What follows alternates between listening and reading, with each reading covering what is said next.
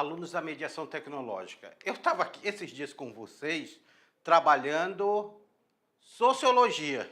E hoje eu volto aqui com vocês para nós trabalharmos, dentro de Ciências Humanas para o Enem, trabalharmos história. Como é que a história está sendo abordada dentro do Enem? Então, eu vou querer bastante atenção de vocês, porque essas aulas que eu preparei para vocês de história, nós preparamos aí algumas aulas de história que vão ser fundamental e vão ser importantes na hora de vocês estarem fazendo o Enem.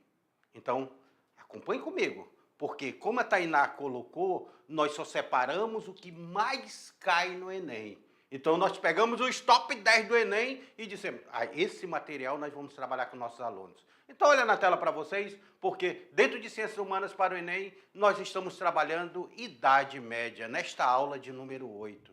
A Idade Média. O que representa a Idade Média? O que vem a Idade Média?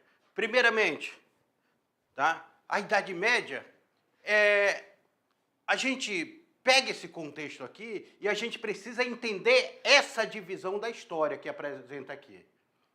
A história, os historiadores pegaram, fizeram uma divisão didática sobre a história, e a história ela passou a ser dividida assim. O que vem antes da história foi chamada de pré-história. É o período que tem o aparecimento do homem, as pinturas rupestres, nós temos os neandertais, o Homo sapiens. Quando chega o Homo sapiens, ele começa a se organizar em sociedade. Quando ele começa a se organizar em sociedade, que ele se torna sedentário, ele começa a plantar ali, ele desenvolve a escrita. E a escrita, meus queridos alunos, vai ser fundamental para fazer esse processo transitório entre a pré-história e a Idade Antiga. Idade Antiga. Então, nós temos aí a Idade Antiga sendo formada aí em 3.500 a 476 depois de Cristo, essa Idade Antiga. E se você lê a Bíblia? Você lê a Bíblia? Você já percebeu que vários povos que aparecem ali na Bíblia, eles estão relacionados a esse período da Idade Antiga? Na Bíblia aparecem egípcios? Aparece. Aparecem os babilônios? Aparece lá no Antigo Testamento. Aparecem os hebreus? Aparece. Esses povos, todos da Bíblia, eles são desse período chamado Idade Antiga. E fora esses povos, nós tivemos o Império Persa, vários impérios, nós tivemos o Egito, gente. O Egito foi um grande império. Depois que ele se torna unificado, ele foi um grande império. O Império Persa, ali, Alexandre o Grande, conquistando grande parte de um império. E nós tivemos o maior de todos do império da Antiguidade, que foi o Império Romano. O Império Romano. Então, esse período do Império Romano foi tão grande, só para vocês imaginarem. Eles conquistaram terras em tudo quanto é canto, que eles tiveram que partir o Império Romano em dois. O Império Romano do Ocidente e o Império Romano do Oriente. Tiveram que partir em dois. O Império Romano do Ocidente ficou com a capital em Roma. Capital do Império Romano do Ocidente, Roma. E dominava toda essa parte da Europa Central, do norte da Europa. O Império Romano do Oriente ficou com a capital Bizâncio, no Império, foi chamado também de Império Bizantino, que depois se transforma essa capital por nome de Constantinopla. Constantinopla. Hoje é Istambul, capital da Turquia. Mas nós temos o Império Romano do Oriente e o Império Romano do Ocidente. Isso vai marcar esse período ainda da Idade Antiga. Só que chega um momento que o Império Romano do Ocidente, que fica aqui para a parte onde fica a Europa, vai ficar o Brasil, tudo que é da Europa para cá é chamado de Ocidente. Tudo que é do meio da Europa ali, fazendo a divisão com o Oriente Médio, é chamado de Oriente. Então, Império Romano do Ocidente e Império Romano do Oriente. Vai chegar um momento que povos que faziam fronteira com o Império Romano do Ocidente vão começar a invadir o Império Romano do Ocidente. e vão tomar o Império Romano do Ocidente. A queda do Império Romano do Ocidente em 476 vai fazer essa transição da Idade Antiga para a Idade Média, período este que nós vamos estudar hoje. E a Idade Média ela vai durar por 1000 anos, a Idade Média. Até que nós chegamos aqui com as grandes navegações, com a queda do Império Romano agora do Oriente, nós chegamos aqui num período chamado Idade Moderna, que nós vamos ter o Renascimento cultural, urbano, nós vamos científico, nós vamos ter aí o mercantilismo, nós vamos ter os reis absolutistas, nós vamos ter a Reforma Protestante, nós vamos ter as grandes navegações, nós vamos ter todo um acontecimento nesse período que vai ser chamado de Idade Moderna até 1789, quando acontece o quê? Quando acontece a Revolução Francesa, que vai acontecer a Revolução Francesa. E o período que acontece a Revolução Francesa vai ser um período de transição, de mudanças. Mudança para esse novo período da história chamado Idade Contemporânea, que vivemos até hoje. Então, isso daqui é para vocês entenderem mais ou menos como é que se dá o processo de divisão da história. Pré-história, Idade Antiga, Idade Média, Idade Moderna, Idade Contemporânea. E o que nós vamos trabalhar mais aqui vão ser esses 4 períodos, Idade Antiga, Idade Média, Idade Moderna, Contemporânea. Porque eu estou trabalhando aqui a queda do Império Romano e o fim da Idade Antiga, o fim da Antiguidade. O que leva o Império Romano a cair? Aqui é a figura representativa de Odoacro. Odoacro, povo germânico. Vocês já ouviram falar no povo germânico? Os povos germânicos eram povos que viviam ao norte do Império Romano. E esses povos eles começam a invadir o Império Romano. São os ostrogodos, os visigodos, os vândalos, os saxões, os anglo-saxões, os vikings. Todos esses povos eles começam a invadir o Império Romano e eles vão tomar o Império Romano. Vai ter uma queda do Império Romano. E o que leva a essa crise? Na tela aí para vocês, para a gente ver o que leva essa crise do Império Romano. Nós observamos que a partir do 3º século depois de Cristo, DC é depois de Cristo, tá? O Império Romano iniciou a fase de declínio e decadência, que acabou resultando na fragmentação de sua parte ocidental. O que é isso, fragmentação? Essa fragmentação, gente, o Império Romano deixou de ser uma unidade centralizada e passou a ser totalmente fragmentado em feudos, tá? Assim como se fossem pequenos pedaços de terra. A crise econômica e política somaram-se à chegada dos povos germânicos, que levaram o fim da parte ocidental do Império e a ocupação do território por esses povos. A partir do século II, depois de Cristo, o Império Romano viveu um período de relativa paz. Lá no século II, antes daqui do século III que nós estamos vendo, lá no século II havia uma paz, havia uma tranquilidade, eles viviam bem, que era chamada Pax Romana, paz romana. Mas o final desse período, já no século III, ainda no final do período do século II, foi marcado pela morte de Marco Aurélio. A morte de Marco Aurélio ela vai ser uma simbologia muito forte nesse período. A decadência romana, que se estendeu até a fragmentação da parte ocidental em 476. E o que leva?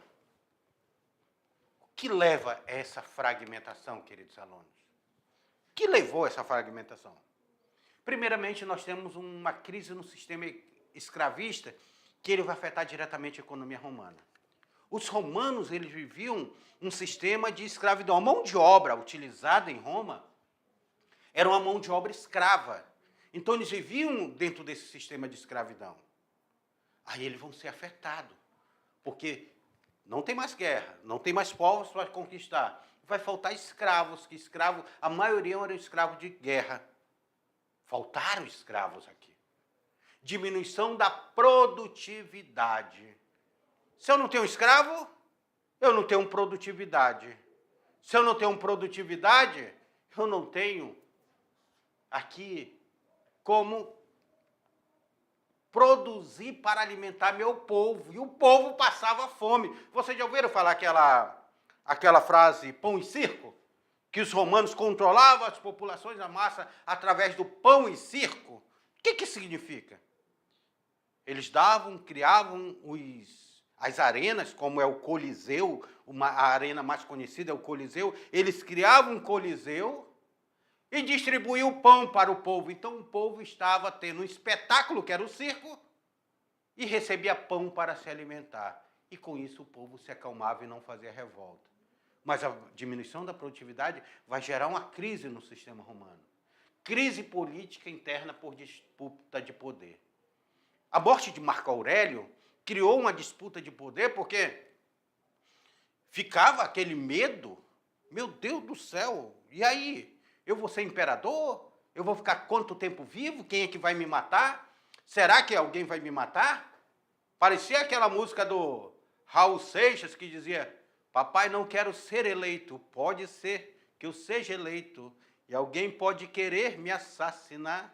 Pois é, lá eles estavam vivendo isso. O imperador assumia como imperador, mas havia uma crise política que qualquer hora ele poderia ser morto. Então, todo esse processo de crise que o Império Romano está sofrendo vai fragilizar o Império Romano do Ocidente. E os povos germânicos vão se intensificar com isso. É por isso aqui que a invasão do Império Romano, a invasão pelos povos germânicos do Império Romano, ela vai ser o grito de misericórdia. Vai ser o tiro de misericórdia, propriamente dito. Vai ser aquele momento que o Império Romano já não tem mais como enfrentar seus inimigos, e os seus inimigos ganhando a batalha e ficando mais fortes, e ficando mais confiantes, vão para cima do Império Romano, e o Império Romano, que muitos soldados do Império Romano eram germânicos, vão se enfraquecer, e essa invasão desses povos germânicos, lembrando, quando eu falo de povos germânicos, não entendam como um povo só, tá? É igualmente quando eu falo aqui em Rondônia sobre indígenas. Quando eu falo indígenas em Rondônia, não entendam como um povo só não, tá? Porque não é uma coisa hegemônica não. Quando eu falo indígenas aqui em Rondônia, cada povo tem sua língua, sua tradição, seu costume, seu modo de vida, seu modo de produção. Cada povo desses povos indígenas que tem aqui em Rondônia, cada um tem sua cultura diferente. Nós temos aí os Sacarabiá, nós temos aqui os Caritianas, os Caripunas, os Uajuru, nós temos os Sintalarga, nós temos os Paité-Suruís, nós temos o Nhambiquara, nós temos esses povos totalmente diferentes de cultura um do outro, língua diferente. Sabia que tem gente que olha e pensa que todo mundo fala a mesma língua? Que todo mundo fala tupi? Se engana. Igualmente, nós olhamos para os povos germânicos. Os povos germânicos eram povos do norte da Europa e cada um tinha uma cultura diferente. Os ostrogodos eram diferentes dos visigodos, diferentes dos vândalos, diferentes dos saxões, dos ângulos. Cada um povo desse era diferente. Ok? Entendido? Vamos lá na tela. Coloque na tela. Todos os fatores vistos anteriormente foram ampliados com a ação dos povos germânicos, que especialmente partiram do século II, depois de Cristo, atacavam constantemente as fronteiras do Império Romano. Os germânicos, que constituíam uma variedade de povos, daqui eu chamo de novo a atenção para vocês, variedade de povos. Eles não eram um único povo. Havia uma variedade de povos chamados povos germânicos. E eles habitavam o norte da Europa, lá em cima na Europa. Lá em cima ficavam os germânicos. Não, pelo amor de Deus, professor, essa sua letra não dá nem para ler, então, deixa eu tentar melhorar. Os povos germânicos. Olha, escrever aqui com o dedo no quadro não é fácil, não. Então, os povos germânicos aqui constituíram variedade de povos e habitavam a região norte da Europa. Desde muito tempo já lutavam contra os romanos. Então, era uma luta constante. Esses povos germânicos, eles vão ser chamados pelos romanos de bárbaros.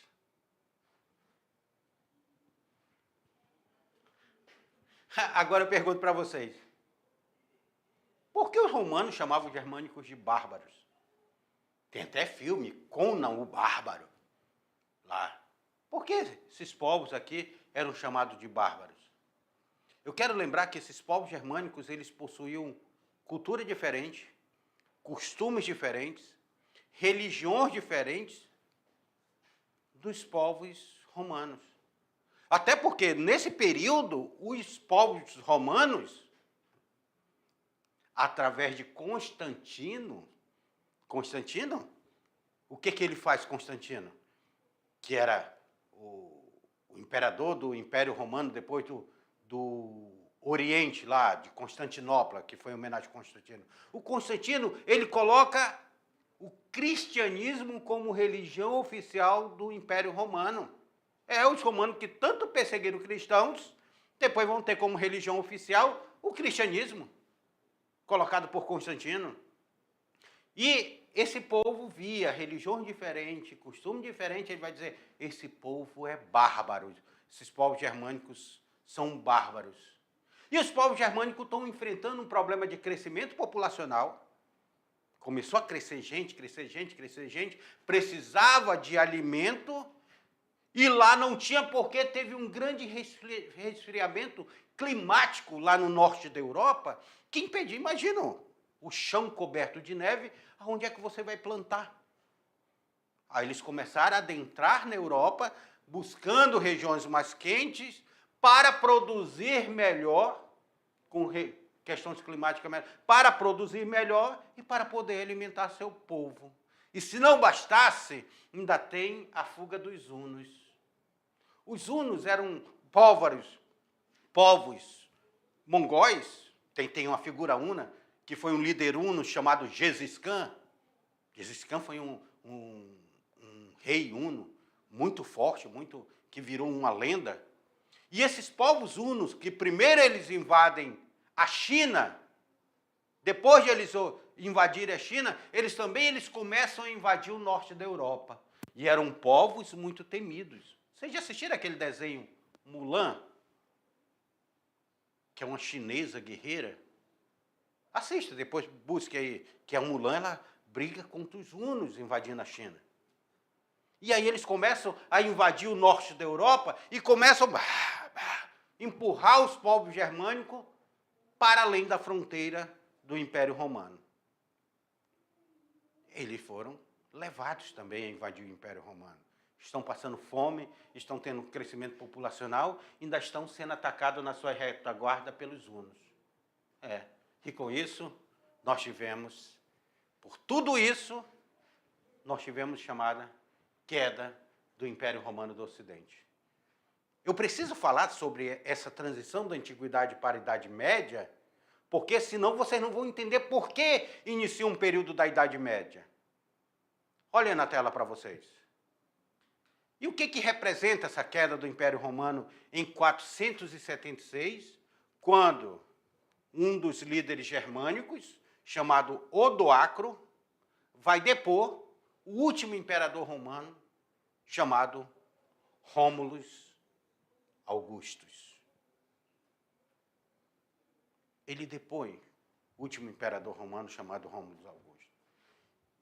E esse período, meus queridos alunos, quando Odoacro derruba Rômulo Augusto, esse período vai ser conhecido como fim da Idade Antiga e início da Idade Média. A Idade Média, o poder deixou de ser centralizado. Os patrícios, porque a sociedade romana era dividida entre patrícios e plebeus, Os patrícios que tinham mais dinheiro fugiram para o campo com seus servos. E lá começaram a formar feudos, que eram propriedades rurais, altamente fortificadas, para se livrar das invasões e ataques desses povos que estavam invadindo a Europa. Então eles se protegeram.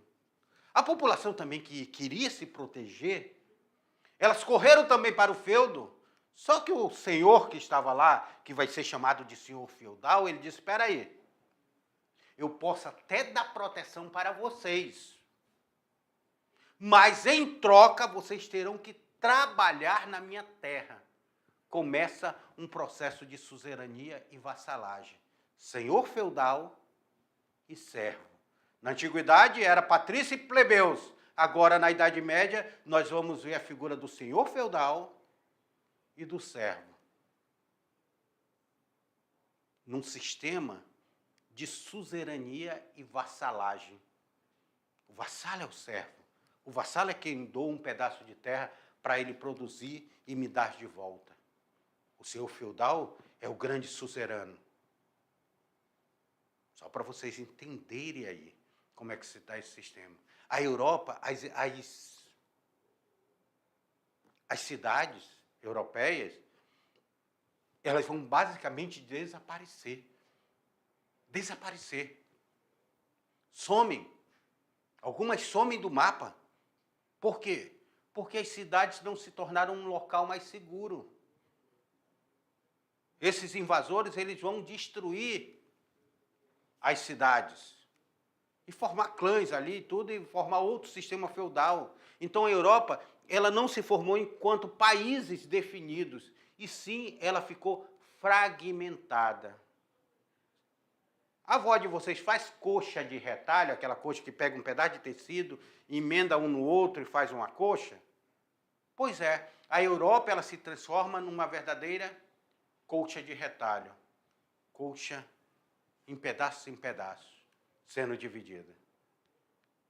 Isso é característica do fim da Idade Antiga, início do sistema feudal, do feudalismo. E esse sistema feudal, ele tem o seu modo de produção muito baseado na posse da terra e as relações servis. Aquilo que eu falei para vocês, a relação do suzerano e do vassalo. O servo recebia um pedaço de terra, produzia naquela terra, mas parte daquela produção era do senhor feudal. E outra parte era da igreja, porque tinham que pagar o dízimo. A Igreja Católica que foi a religião oficial do Império Romano, entra na Idade Média, ela vai converter os germânicos a se tornarem católicos. Ou seja, a Igreja Católica na Idade Média vai ser a instituição de maior poder na Idade Média. Porque enquanto o poder estava fragmentado, a Igreja Católica era a única instituição que ela tinha o poder centralizado. Ela tinha um poder centralizado. Então, a Igreja Católica vai ser a única que vai ter um poder centralizado. Conseguiram compreender? Então, isso daqui é o sistema feudal. Isso daqui é um modo de produção baseado na posse da terra. Na tela para vocês, olha o texto aí que eu trago para vocês.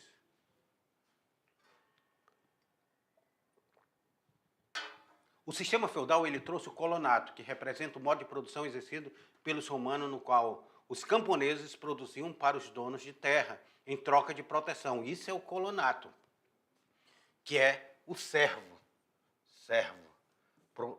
Eu vou produzir em troca de proteção. E nós temos o comitatus. O comitatus era uma característica dos povos germânicos, dos povos bárbaros, que consistia na relação de lealdade entre guerreiros e chefes tribais. Lealdade. Não tinha papel escrito, era lealdade. E a insegurança e violência fez com que os feudos, que eram essas propriedades territoriais, se espalhassem por diversas regiões, criando uma verdadeira coxa de retalho na Europa, onde cada feudo mandava sem ter um poder centralizado. A sociedade, olha aqui, a figura do rei, o sistema de suzerania e vassalagem, ele está aqui, então está jurando perante a Bíblia, perceba os cavaleiros, jurando perante aqui a igreja, a igreja, deixa eu apagar aqui, a igreja dando o aval para essa relação, então aqui nós temos a igreja, aqui nós temos os cavaleiros, aqui os cavaleiros, nós temos aqui o senhor feudal, que é o suzerano e o vassalo, jurando lealdade perante a Bíblia. Então, aqui ele estaria jurando lealdade, porque a sociedade feudal, ela era dividida pelos que rezavam, que era a igreja, com maior poder, os que lutavam, que estaria aqui o senhor feudal, que ele tinha o seu próprio exército aqui, e os que laboravam, os que trabalhavam. Então, essa é a divisão do sistema feudal. A sociedade feudal, ela vai ser estratificada. Ela vai ser dividida, ser estratificada. No topo está a igreja. Depois vem o senhor feudal. E depois nós temos o servo, por último dessa pirâmide social, sustentando todos os outros. Estaria o servo aí embaixo. A sociedade feudal era dividida em 3 classes. O clero, tendo como principal membro a Igreja Católica, a nobreza, que era composta pelos senhores feudais, e os servos, preenchidas pela classe mais baixa, e os camponeses, que eram os servos. A classe se dividia em suzerano, que eram os donos da terra, e os vassalos, que eram os servos, trabalhadores que recebiam um pedaço de terra para trabalhar para o suzerano. Além disso, nós temos o clero composto principalmente pelo catolicismo, com isso o cristianismo, sistema controlado pela Igreja Católica, moldou o comportamento, os ideais e a cultura dos homens medievais, tornando a igreja a instituição mais poderosa do sistema feudal. A igreja sendo a instituição mais poderosa. E a divisão do feudo? A divisão do feudo era feita assim, ó. O manso senhorial, que é essa faixa de terra aqui onde está o número 1, era todo manso senhorial. O servo vinha aqui, plantava no manso senhorial e tudo era do senhor feudal. O manso servil era parte da terra onde os servos podiam cultivar, criar animais, mas parte do que eles cultivavam era do senhor feudal. E terras comunais, que era o manso comum, que era terra de pastagem, a floresta, que podia tanto servos quanto o senhor feudal ocupar, mas só quem podia caçar aqui era o senhor feudal. Aí nós temos os reinos germânicos, que vão se formar nesse período, como eu falei para vocês. Aí eles começaram a se organizar, os servos, visigodos, os ostrogodos, os burgúndios, francos, os saxões, os bretões, os anglo-saxões. Tá? E do outro lado nós temos ainda de pé o Império Romano do Oriente, com a capital em Constantinopla. Meus queridos, para finalizar nossa aula, agora, eu vou passar para vocês aqui uma atividade. Vamos lá. Essa atividade já está com vocês aí, na tela de vocês. E eu queria agora que vocês respondessem essa atividade. Vamos lá. Vocês já receberam ela, já responderam. Vamos para a correção. Constantinopla, aquela cidade vasta e esplêndida, com toda a sua riqueza, sua ativa população e mercadores, está falando de Constantinopla, que era a capital do Império Romano do Oriente. Seus cortesãos e seus membros servis, e as grandes damas ricamente vestidas e adornadas, com seus séquitos de eunucos e escravos. Despertaram nos cruzados, que eram os cavaleiros que foram para lá, para Constantinopla. Um grande desdém mesclado de um desconfortável sentimento de inferioridade.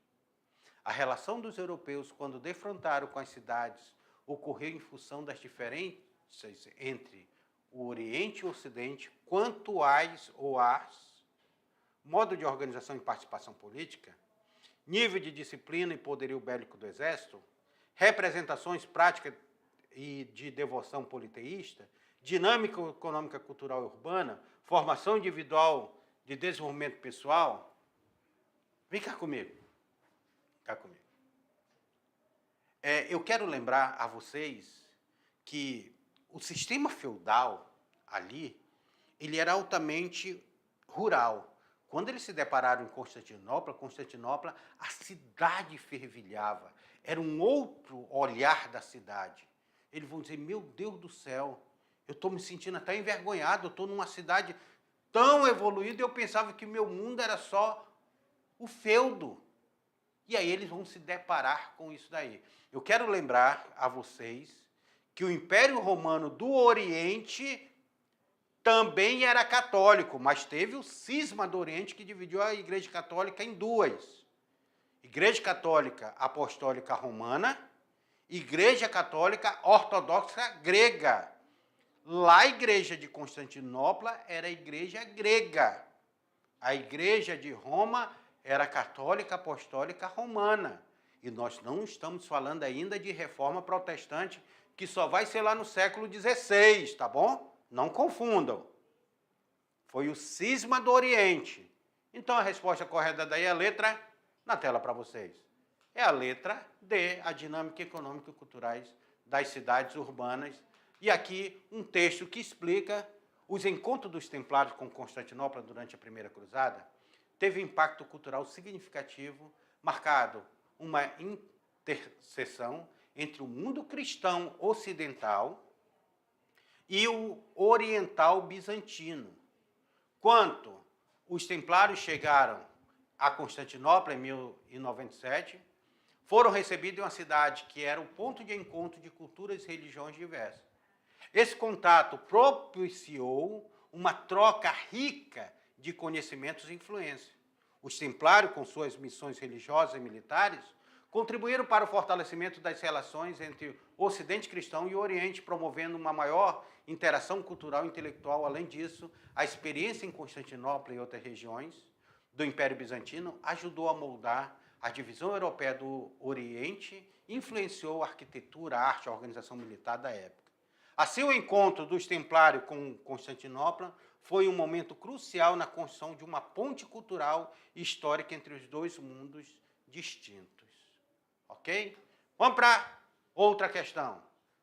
A cidade medieval é, antes de mais nada, uma sociedade da abundância, concentrada num pequeno espaço em meio a vastas regiões e pouco povoadas. Olha aí, nem 2019 é daqui, tá? Em seguida, é um lugar de produção e de troca, onde se articulam artesanato e comércio sustentados por uma economia monetária e também um centro de um sistema de valores particular, no qual emerge a prática laboriosas e criativas do trabalho.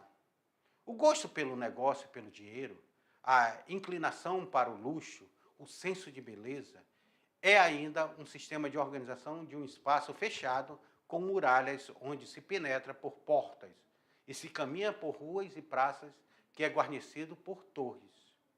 No contexto, o espaço descrito se caracteriza pela associação entre a ampliação das atividades urbanas e a emancipação da realeza, aceitação das práticas usuárias religiosas, independência da produção de alimentos de campo, superação do ordenamento corporativo do ofício, permanência dos elementos arquitetônicos de proteção.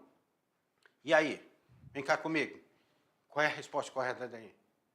As cidades medievais que surgem, que eram chamados burgos, de onde vieram os burgueses, Elas eram cidades altamente protegidas por grandes muralhas, por torres de proteções. Você entrava como se estivesse entrando numa grande fortaleza, para se proteger de invasões.